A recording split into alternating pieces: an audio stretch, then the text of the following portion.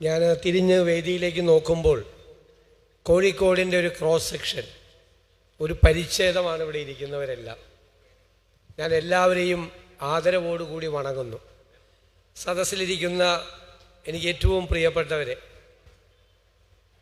ഞാൻ വേദിയിലിരുന്ന് ആലോചിക്കുകയായിരുന്നു. കഴിഞ്ഞ 5 വർഷക്കാലം ഞാൻ ഏറ്റവും കൂടുതൽ സന്ദർശിച്ചിട്ടുള്ള ജില്ല കോഴിക്കോടാണ്.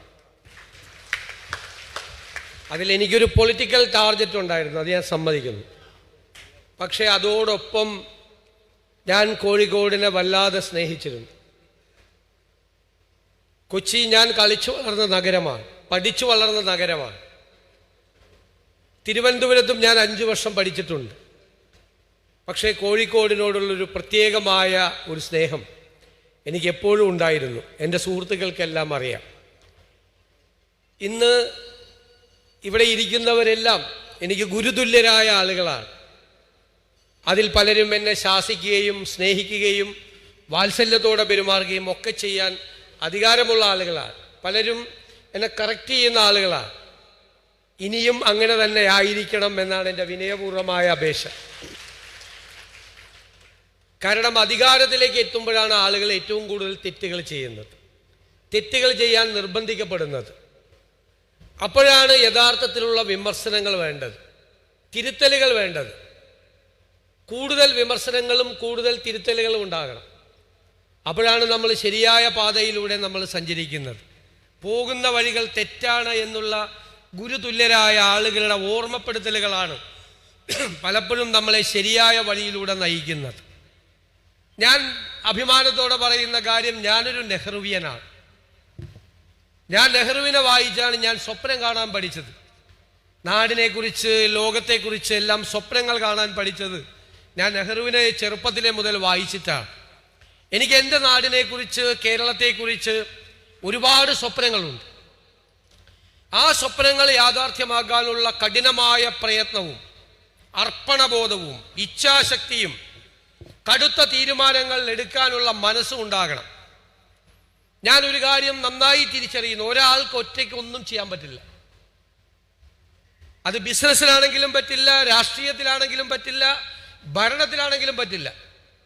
ടീം ബിൽഡ് ചെയ്യുക എന്നതാണ് ഏറ്റവും പ്രധാനപ്പെട്ട കാര്യം. കേരളത്തെ രക്ഷിക്കാൻ, കേരളത്തെ മാറ്റാൻ ഏറ്റവും വിദഗ്ധരായ, ഓരോ വിഷയത്തിലും വിദഗ്ധരായ ആളുകളുടെ നല്ല ഒരു ടീം ഉണ്ടാവും എന്ന് ഞാൻ നിങ്ങൾക്ക് ഉറപ്പ് നൽകുന്നു. അവരുടെ ഉപദേശങ്ങളും അവരുടെ മാർഗനിർദ്ദേശങ്ങളും വിലയിരുത്തലുകളുമായിരിക്കും ഇനിയുള്ള എല്ലാ പദ്ധതിയുടെയും ഏറ്റവും പ്രധാനപ്പെട്ട വശം. ഇവിടെ പറഞ്ഞു, നമുക്ക് മാറ്റമുണ്ടാകണം. നമ്മുടെ കുഞ്ഞുങ്ങൾ ഇവിടെ നിൽക്കണം, അവരുടെ മക്കളും ഇവിടെ നിൽക്കണം. അതിനുള്ള സാധ്യതകൾ കേരളത്തിനുണ്ട്. കേരളത്തിൻ്റെ നമുക്കുള്ള പ്രത്യേകതകളെ, സവിശേഷതകളെ നമുക്ക് ഉപയോഗപ്പെടുത്തണം.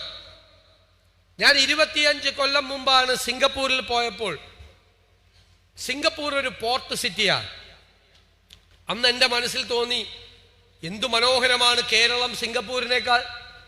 നമുക്കൊരു പോർട്ട് സിറ്റി ആകാൻ പാടില്ലേ? തുറമുഖ നഗരം എന്നത് ഈ തുറമുഖങ്ങളുമായി ബന്ധപ്പെട്ട കാര്യമല്ല. കേരളം മുഴുവൻ ഒരു തുറമുഖ നഗരമാക്കി മാറ്റാൻ നമുക്ക് കഴിയും. അതിൻ്റെ പ്രത്യേകതകൾ നമുക്കുണ്ട്. അതുകൊണ്ടാണ് മുൻഗണനാ പദ്ധതികൾ നിശ്ചയിച്ചപ്പോൾ അത് കൊടുത്തത്. നമുക്ക് 4 അന്താരാഷ്ട്ര എയർപോർട്ടുകളുണ്ട്. അതിനെ നമുക്ക് ഇൻ്റഗ്രേറ്റ് ചെയ്യാൻ നമുക്ക് നിരവധിയായ പദ്ധതികളുണ്ട്. നമ്മുടെ സമ്പദ് വ്യവസ്ഥയെ നമുക്ക് മെച്ചപ്പെടുത്തണം. സമ്പദ് വ്യവസ്ഥ നിറയ്ക്കണം, സമ്പത്ത് നിറയ്ക്കണം. അതിലൊരുപാട് കാര്യങ്ങൾ ചെയ്യണം. അതൊരു വെല്ലുവിളിയാണ് ഇന്നത്തെ കാലത്ത്. എല്ലാ സ്റ്റേറ്റ് ഫിനാൻസും തകർന്നിരിക്കുകയാണ്. ശ്രീരംപിള്ള സാറിനൊക്കെ നന്നായിട്ട് അറിയാം. എല്ലാ സ്റ്റേറ്റ് ഫിനാൻസും തകർന്നിരിക്കുകയാണ്. അവിടെ നിന്നും നമ്മുടെ സമ്പദ് വ്യവസ്ഥയെ നമ്മൾ കൈപിടിച്ചുയർത്തണം. അതിന് നമുക്ക് എക്കോണമിയെ, നമ്മുടെ സമ്പദ് വ്യവസ്ഥയെ നമ്മൾ ഉത്തേജിപ്പിക്കണം. ആ സമ്പദ് വ്യവസ്ഥയെ ഉത്തേജിപ്പിച്ച് ഖജനാവ് നിറഞ്ഞാൽ പിന്നെ അതിൻ്റെ നീതിപൂർവമായ വിതരണം, ആ സമ്പത്തിൻ്റെ നീതിപൂർവമായ വിതരണം, ഇക്വിറ്റബിൾ ഡിസ്ട്രിബ്യൂഷൻ ഓഫ് വെൽത്ത്, അത് നടത്തണം. അതാണ് നമുക്കൊരു ഫ്രെയിം ഉണ്ടാകണം. ആ ഫ്രെയിം അതാണ്. നമ്മുടെ ഖജനാവ് നിറച്ച് വികസന സ്വപ്നങ്ങൾ സാക്ഷാത്കരിച്ച് എല്ലാ മേഖലയും പോകണം. നമ്മളിപ്പോഴും കേരള മോഡൽ ഞാൻ കേരള മോഡലിനെ കുറ്റപ്പെടുത്തില്ല. കേരള മോഡൽ നമുക്ക് അഭിമാനമായിരുന്നു. നമുക്ക് ലോകത്തിന്റെ മുന്നിൽ അഭിമാനത്തോടെ പറഞ്ഞതാണ്. എല്ലാ ഗവൺമെന്റുകൾക്കും അതിൽ പങ്കാളിത്തമുണ്ട്. സർക്കാരുകൾ വരുന്നതിന് മുമ്പുള്ള മിഷണറിമാർക്കും രാജാക്കന്മാർക്കും അതിൽ പങ്കുണ്ട്. അതിന്റെ തുടർച്ചയാണ് ജനകീയ ഗവൺമെന്റുകൾ ചെയ്തത്.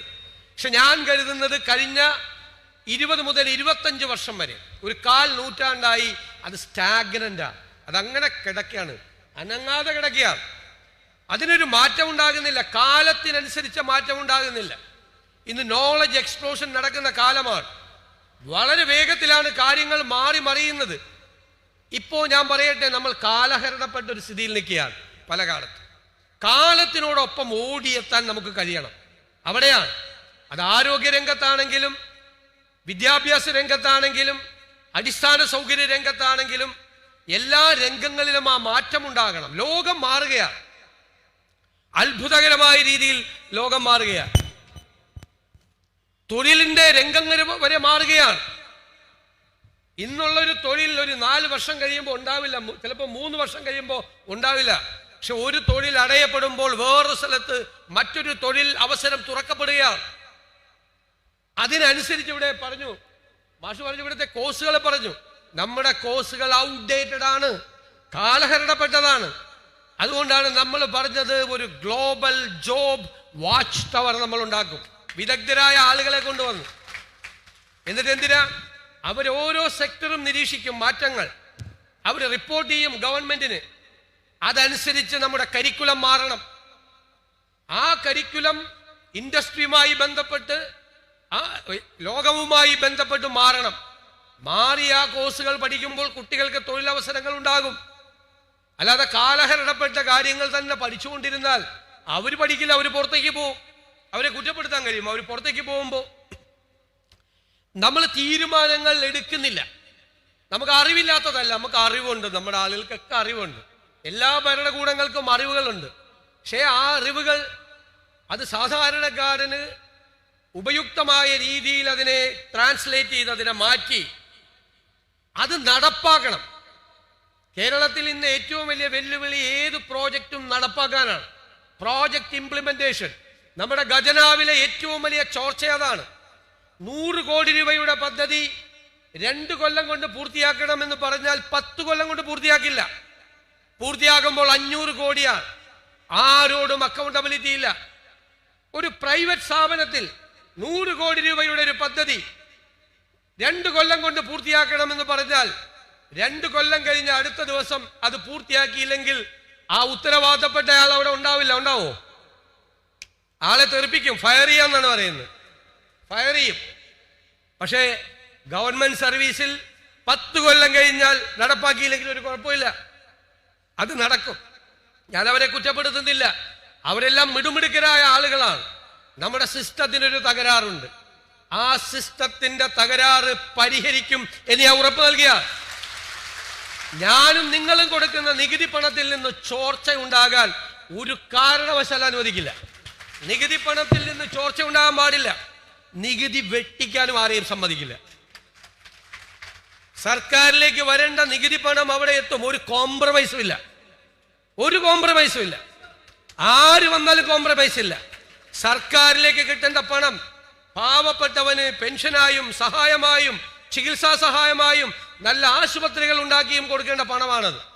ആ പണം വരേണ്ട സ്ഥലത്ത്, ആ പെട്ടിയിൽ വരേണ്ട സ്ഥലത്ത് ആ പണം വരുത്തും.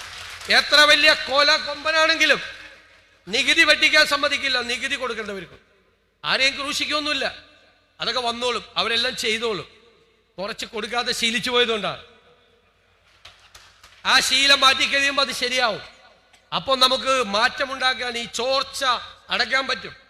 ജനങ്ങളുടെ പണമാണെന്നുള്ള ഓർമ്മ നമുക്കുണ്ടായാൽ മതി. പാവപ്പെട്ടവനും കൂടി അടയ്ക്കുന്ന നികുതിയാണ്. ആ നികുതി വരേണ്ടടുത്ത് വരികയും അത് വന്നാൽ അത് വേണ്ട രീതിയിൽ അവർക്ക് വേണ്ടി ചെലവഴിക്കപ്പെടുകയും ചെയ്യും എന്നുള്ള ഒരു കാര്യമുണ്ട്. അതാണ് നികുതിയെക്കുറിച്ച്. സാധാരണക്കാരെയൊന്നും പീഡിപ്പിക്കില്ല. ഞാൻ എപ്പോഴും പറയും, ചാണക്യന്റെ അർത്ഥശാസ്ത്രത്തിൽ നികുതി പിരിവിനെ കുറിച്ചൊരു മനോഹരമായ വാചകമുണ്ട്. പൂമ്പാറ്റ പൂവിൽ നിന്ന് തേൻ കുടിക്കുന്നത് പോലെ വേണമെന്നാണ്. പൂ പോലും അറിയരുത് നികുതി പിരിക്കുന്നത്. മനസ്സിലേ? എന്ന് പറഞ്ഞതുപോലെ സാധാരണക്കാരെ വിഷമിപ്പിച്ചും പ്രയാസപ്പെടുത്തിയിട്ടുമല്ല. നമുക്കൊരു സിസ്റ്റം ഉണ്ടാകണം. വിദ്യാഭ്യാസ രംഗത്ത്, ആരോഗ്യ രംഗത്ത്, അടിസ്ഥാന സൗകര്യ വികസന രംഗത്ത് എല്ലാം മാറ്റം ഉണ്ടാകണം. 4 അന്താരാഷ്ട്ര വിമാനത്താവളങ്ങളാണ് കേരളത്തിൽ. അതിനെയെല്ലാം സംയോജിപ്പിച്ചുള്ള 27 പ്രോജക്റ്റുകൾ തയ്യാറാക്കിയിട്ടുണ്ട്. ഇന്ത്യയിൽ ആദ്യത്തെ പ്രതിപക്ഷമാണ്. പ്രതിപക്ഷത്തിരിക്കുമ്പോൾ ഞങ്ങൾ പഠിക്കാൻ തുടങ്ങി. ഞങ്ങൾ ആരോഗ്യ രംഗത്ത് ഒരു ഹെൽത്ത് കമ്മീഷൻ ഉണ്ടാക്കി. അതിലെ അംഗം ഡോക്ടർ അജിത ഇവിടെ ഇരിക്കുന്നുണ്ട്. അവര് അതിമനോഹരമായ റിപ്പോർട്ടാണ് തന്നത്. ഞാൻ തന്നെ ഞെട്ടിപ്പോയി. Beautiful report. കേരളത്തിന്റെ ആരോഗ്യ രംഗത്തിനുള്ള എന്ത് ചെയ്യണമെന്നുള്ള കൃത്യമായ ഗൈഡ് ലൈനാണ്. രാജ്യത്തിനകത്തും പുറത്തുമുള്ള ഡോക്ടർമാരെ പങ്കെടുപ്പിച്ച് 300 ഡോക്ടർമാരെ പങ്കെടുപ്പിച്ച് നടത്തിയ കോൺക്ലേവാണ്. വിദ്യാഭ്യാസ രംഗത്തിന്റെ ഡോക്യുമെന്റ് ഉണ്ട്. പോർട്ട് സിറ്റിയാക്കാൻ സ്വപ്നം മാത്രമല്ല, അതിന് പ്രോജക്റ്റായി, ഏവിയേഷൻ പ്രോജക്റ്റായി. കേന്ദ്ര സർക്കാരിന്റെ സഹായം കൂടി വേണം. ഞാൻ പ്രധാനമന്ത്രിയെയും മന്ത്രിമാരെയും കണ്ടത് അഭ്യർത്ഥിച്ചിട്ടുണ്ട്, സഹായം വാഗ്ദാനം ചെയ്തിട്ടുണ്ട്. അതെല്ലാം ഏറ്റുവാങ്ങി നമുക്കൊരു മാറ്റം ഉണ്ടാക്കണം. എല്ലാവരും ആകണം. നമുക്ക് ചർച്ച ചെയ്യപ്പെടേണ്ടത് കേരളത്തെക്കുറിച്ചാണ്. അനാവശ്യമായ ചർച്ചകൾ ആണ് പലപ്പോഴും വരുന്നത്. ഒരു കാര്യമില്ലാത്ത കാര്യം, ആർക്കും പ്രയോജനമില്ലാത്ത കാര്യം. രാവിലെ മുതൽ വൈകുന്നേരം വരെ ചർച്ച ചെയ്യുന്നു. ജനങ്ങൾക്ക് ഗുണകരമായ കാര്യങ്ങൾ ചർച്ച ചെയ്യണം. അതിലൂടെ ഒരു ഔട്ട്കം ഉണ്ടാവണം. അത് സാധാരണക്കാരനും പാവപ്പെട്ടവനും ഒക്കെ ആയിരിക്കണം. എന്നെ ജൻസികളുടെ ആളായിട്ടാണ് ഇവിടെ എല്ലാവരും ചിത്രീകരിച്ചത്. കാരണം അവർക്ക് സ്വപ്നങ്ങളുണ്ട്. ഞാൻ അവരെ കുറിച്ച് ഇങ്ങനെയല്ല ധരിച്ചത്. പക്ഷേ പുതിയ കാര്യങ്ങൾ, കേരളത്തിന്റെ പുതിയ കാര്യങ്ങൾ, ഭാവിയെക്കുറിച്ച് പറയുമ്പോൾ അവർ ഈ തെരഞ്ഞെടുപ്പ് കാലത്ത് തന്ന പിന്തുണ ഞാനത് മറക്കില്ല എന്ന് കരുതി ഏറ്റവും മുതിർന്നവരെ മറക്കാൻ പറ്റുമോ? ഈ ഗവൺമെന്റിന്റെ ഏറ്റവും വലിയ സ്റ്റാർ പ്രോജക്റ്റുകളിൽ ഒന്ന് സീനിയർ സിറ്റിസൺസിന് വേണ്ടി ഉണ്ടാക്കിയ പുതിയ വകുപ്പാണ്. ഇന്ത്യയിൽ ആദ്യമായിട്ടാണ് ഉണ്ടാക്കിയത്. വെറുതെ ഉണ്ടാക്കിയിരിക്കുന്നതല്ലത്. ഞാൻ അതിനെക്കുറിച്ച് വിശദാംശങ്ങൾ പറയാം. അത് കേരളം ഈ രാജ്യത്തിന് മുഴുവൻ മോഡലാകുന്ന ഒരു പദ്ധതിയാണ്. സിൽവർ ഇക്കോണമിയാണ്. എന്താ സിൽവർ? എന്റെ മുടി നരച്ചിട്ടില്ല എന്ന് എല്ലാവരും വിചാരിച്ചേക്കണം. മുടി നരച്ചാണ്. ആ നരച്ചതിന്റെ വെച്ചിട്ടാണ്. സിൽവർ ഇക്കോണമിയാണ്. അത് അവർക്ക് സൗജന്യങ്ങൾ വാരിക്കോരി കൊടുക്കുന്നതല്ല, അവരെ പങ്കാളികളാക്കുന്നതാണ് സിൽവർ ഇക്കോണമി.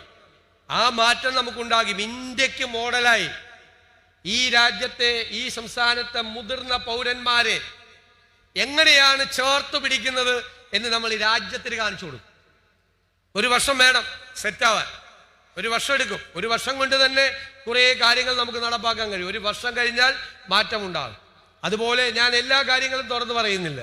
അറിയാതെ സ്നേഹം കൂടി എല്ലാ രഹസ്യങ്ങളും പറഞ്ഞു. അവസരം ബജറ്റ് രഹസ്യങ്ങൾ പോലെ ഉള്ളിൽ നിന്ന് ചോരും. അങ്ങനെയുള്ള സ്നേഹമാണ് ഈ കാണിക്കുന്നത്. ഈ സ്നേഹവും വാത്സല്യവും കാണുമ്പോൾ അറിയാതെ ഉള്ളിലുള്ളതെല്ലാം തുറന്നു പറഞ്ഞു പോകും. അതുകൊണ്ട് ഞാൻ നിർത്താം. എല്ലാ കാര്യങ്ങളും പറയുന്നില്ല. പക്ഷേ ഞാൻ പറയുന്നു, നെഞ്ചിൽ കൈവച്ച് പറയുന്നു, ധൈര്യമായിരുന്നു. വേറെ ഒരു കാര്യം ഉണ്ടാവില്ല, വേറൊരു താല്പര്യങ്ങളും ഉണ്ടാവില്ല. നാടിന്റെ താല്പര്യങ്ങൾ, നമ്മൾ കാണുന്ന ഈ നാട് കാണുന്ന സ്വപ്നങ്ങൾ യാഥാർത്ഥ്യമാക്കാനുള്ള കഠിനാധ്വാനം, അത് നടപ്പാക്കാനുള്ള ഇച്ഛാശക്തി അതുണ്ടാവും. പിന്നെ ഞാൻ തെരഞ്ഞെടുപ്പിന് മുമ്പ് ഒരു കാര്യം പറഞ്ഞു. ഈ തെരഞ്ഞെടുപ്പ് കേരളം ഈ രാജ്യത്തോട് നടത്തുന്ന ഒരു പ്രഖ്യാപനം കൂടിയായിരിക്കും. എന്താണ്? ഞങ്ങളുടെ കേരളം മതേതര കേരളമാണ് എന്ന് രാജ്യത്തോട് നടത്തുന്ന പ്രഖ്യാപനം. അതിൽ ഒരു തടസ്സവും ഉണ്ടാകാതെ നോക്കും. കണ്ണിലെ കൃഷ്ണമണി പോലെ കേരളത്തിന്റെ മതേതരത്വം കാത്തു സൂക്ഷിക്കും. അതിനോടും നോ കോംപ്രമൈസ്. അത് തകർക്കാൻ വരുന്നവരോട് നോ കോംപ്രമൈസ്. ചില കാര്യങ്ങളോട് നമുക്ക് കോംപ്രമൈസ് ചെയ്യാൻ പറ്റില്ല. ഒരു കോംപ്രമൈസ് ചെയ്യില്ല. അതിനോട് ശക്തമായ നിലപാട്. നമുക്ക് ചേർന്ന് നിൽക്കാം, ഒരുമിച്ച് നിൽക്കാം, തോളോട് തോളുരുമി നിൽക്കാം. തെറ്റ് ചെയ്യുമ്പോൾ മുഖത്തു നോക്കി വിരൽ ചൂണ്ടി സംസാരിക്കണം. അത് മാധ്യമങ്ങളാകട്ടെ, ജനങ്ങളാകട്ടെ, മുതിർന്ന ആളുകളാകട്ടെ, പറയണം, അത് കേൾക്കും. തെറ്റുണ്ടെങ്കിൽ തിരുത്തും, മാറ്റമുണ്ടാക്കും. നമുക്കെല്ലാവരുടെയും നമ്മുടെ ഒരു സ്വപ്നമാക്കി ഈ നാടിന്റെ സ്വപ്നത്തെ നമുക്ക് മാറ്റണം. സ്വപ്നങ്ങൾ യാഥാർത്ഥ്യമാകാനുള്ളതാണ്. ആ സ്വപ്നങ്ങളെ യാഥാർത്ഥ്യമാകാൻ എല്ലാവരുടെയും പിന്തുണ വേണം. ഇവിടെ പറഞ്ഞു കോഴിക്കോടിന് മന്ത്രിയില്ല. നമുക്കറിയാലോ പൊളിറ്റിക്കലായിട്ടുള്ള അറേഞ്ച്മെന്റ്. സിദ്ദിഖുണ്ട്, വെറുതെ പറയുന്നവര്. സിദ്ദിഖ് കോഴിക്കോടത്തെ DCC പ്രസിഡന്റും ഇവിടുത്തെ പ്രവർത്തകനും ഒക്കെ അവിടെ പോയി ഒന്ന് മത്സരിച്ചെന്ന് മാത്രമേ ഉള്ളൂ. വയനാട്ടില് ഉണ്ട്, എന്നാലും കണക്ക് പറയുമ്പോൾ ഒരു ഇതുണ്ടല്ലോ. ഞാൻ ആ പറഞ്ഞ വാക്ക് ഏറ്റെടുക്കുന്നു. എന്നോട് പറഞ്ഞാൽ മതി, ഞാനുണ്ടാവും. ഇത് നമ്മുടെ സാംസ്കാരിക തലസ്ഥാനമാണ്. ഇത് ഏറ്റവും കൂടുതൽ ബിസിനസ് ആക്ടിവിറ്റി നടക്കുന്നൊരു സ്ഥലം കൂടിയാണ്. ആ ബിസിനസ് ആക്ടിവിറ്റികൾ കുറെ കൂടി നന്നായി ഇവിടെ നടക്കും. കാരണം ഖജനാവിലേക്ക് പണം വേണം. അത് കോഴിക്കോടുന്ന് ഇന്നിപ്പോൾ ഉള്ളതിനേക്കാൾ ഒരു 2 വർഷം കഴിയുമ്പോൾ ഇതിൻ്റെ 5 ഇരട്ടി ആയിരിക്കണം. 5 ഇരട്ടി. അതിനുള്ള എല്ലാ പിന്തുണയും ഉണ്ടാവും ബിസിനസ് കമ്മ്യൂണിറ്റിക്ക്, എല്ലാ പിന്തുണയും. അവരാരും ശത്രുക്കളല്ല, അവർ ഗവൺമെന്റിന്റെ മിത്രമാണ്. ഒരു ബിസിനസ്സുകാരൻ തകർന്നാൽ അതിൻ്റെ ആദ്യത്തെ ഇര സർക്കാരാണ് ആദ്യത്തെ നഷ്ടം. അവരെ തകരാതെ നോക്കേണ്ടത്, അവരെ പിടിച്ചു നിർത്തേണ്ടത്, കള്ളക്കച്ചവടങ്ങൾ ഇല്ലാതാക്കി യഥാർത്ഥ നികുതിദായകരെ പ്രൊട്ടക്ട് ചെയ്യേണ്ടത് ഗവൺമെന്റാണ്. ആ ഗവൺമെന്റ് അവരുടെ കൂടെ ഉണ്ടാവും. സാംസ്കാരിക തലസ്ഥാനമായ ഈ കോഴിക്കോട് അതിൻ്റെ പ്രൗഢി നിലനിർത്തുന്ന തരത്തിലുള്ള സാംസ്കാരിക പ്രവർത്തനങ്ങൾക്ക് നേതൃത്വം കൊടുക്കാൻ, അതിനുള്ള പരിപാടികൾ ഉണ്ടാകാൻ കോഴിക്കോടുണ്ടാവും. ഒരു സംശയവും വേണ്ട. അതിനെന്നെ ഉപദേശിക്കാൻ പ്രാപ്തരായ ആളുകളൊക്കെ ഈ വേദിയിൽ തന്നെയുണ്ട്. അവരുടെ എല്ലാം ഉപദേശത്തോടു കൂടി അതിനെയുമാക്കും. ബഹുമാന്യനായ MP ശ്രീ രാഘവേട്ടൻ പറഞ്ഞ ബേപ്പൂർ തുറമുഖത്തിന് അപ്പുറത്തുള്ള തുറമുഖം ഉൾപ്പെടെ എയർപോർട്ടിലേക്കുള്ള റോഡ് ഉൾപ്പെടെയുള്ള നിരവധിയായ, അതെല്ലാം നമ്മുടെ പോർട്ട് സിറ്റിയുമായി കണക്ട് ചെയ്ത കാര്യങ്ങളാണ്. അതെല്ലാം അതിൻ്റെ പാർട്ടാണ്. കുറെ അദ്ദേഹം പറഞ്ഞ കാര്യങ്ങൾ കൂടി ഉൾപ്പെടുത്തി വിപുലമായ പദ്ധതികൾ അത് തയ്യാറാക്കുമ്പോൾ അതുണ്ടാവും. കോഴിക്കോട് ഒരിക്കലും സങ്കടപ്പെടില്ല, നിരാശപ്പെടില്ല. അതാണ് വാക്ക്. ഇത് റെക്കോർഡ് ചെയ്ത് വെച്ചോ. ഞാൻ ഈ സ്നേഹത്തിനെയും വാത്സല്യത്തിനെയും മുന്നിൽ നന്ദി പറഞ്ഞുകൊണ്ട് എൻ്റെ വാക്കുകൾ ചുരുക്കുന്നു. കൈതപ്പുറത്തിന് 2 വാക്ക് പറയാനുള്ളത്. കൈതപ്പുറത്തിന് 2 വാക്ക് പറയാനുള്ളത്. ഈ സമ്മേളനത്തിൽ പങ്കെടുക്കേണ്ട ബഹുമാനപ്പെട്ട വടകര MP പെരുന്നാളിന് കുടുംബ